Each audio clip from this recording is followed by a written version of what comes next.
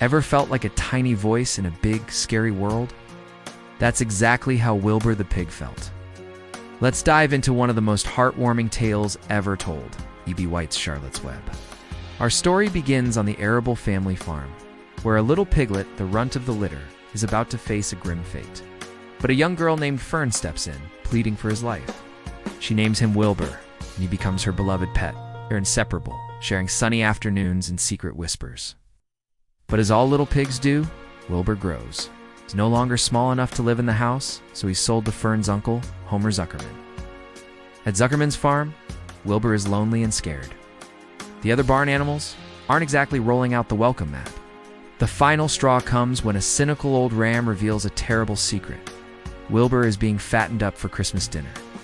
Just as Wilbur's world comes crashing down, a gentle, silky voice calls out from the shadows above his pen. "Do you want a friend, Wilbur? I'll be a friend to you." This is Charlotte, a wise and kind barn spider. Seeing Wilbur's despair, she makes him a solemn promise. "I am going to save you." But how can a tiny spider save a pig? Charlotte is not just any spider. She's a brilliant one. She understands that people are easily amazed. So, she begins her miraculous campaign. One morning, the farm awakens to a stunning sight woven into Charlotte's web, the words "some pig." People flock from miles around to see the famous pig in the miraculous web.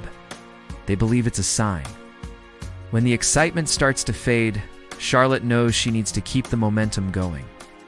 With the help of Templeton, a grumpy but resourceful rat, she finds new words to spin.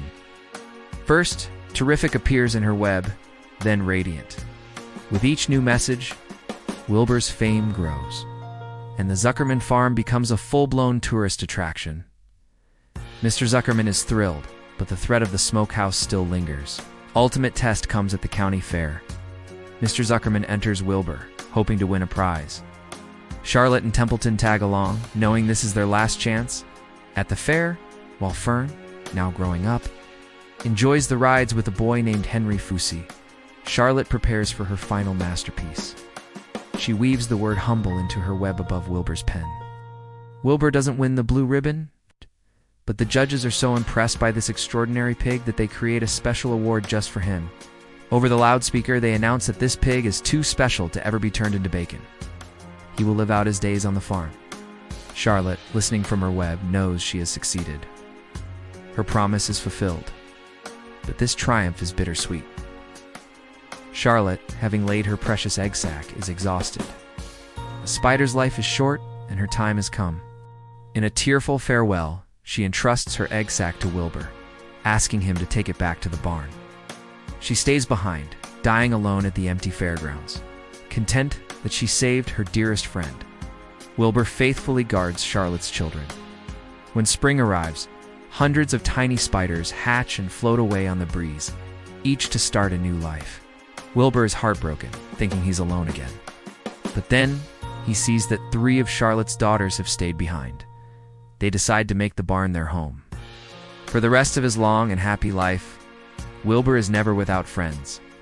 Generations of Charlotte's descendants live in the rafters above him, but he never forgets his first, truest friend. In his heart, Charlotte was more than just a good writer and a good friend. She was, and always would be, terrific. It's a beautiful reminder that true friendship can change the world, even if it's just the world of one humble pig. Thanks for journeying with me through this incredible story. If you enjoyed this, don't forget to like, share, and subscribe for more deep dives into the books we love. I'll see you next time.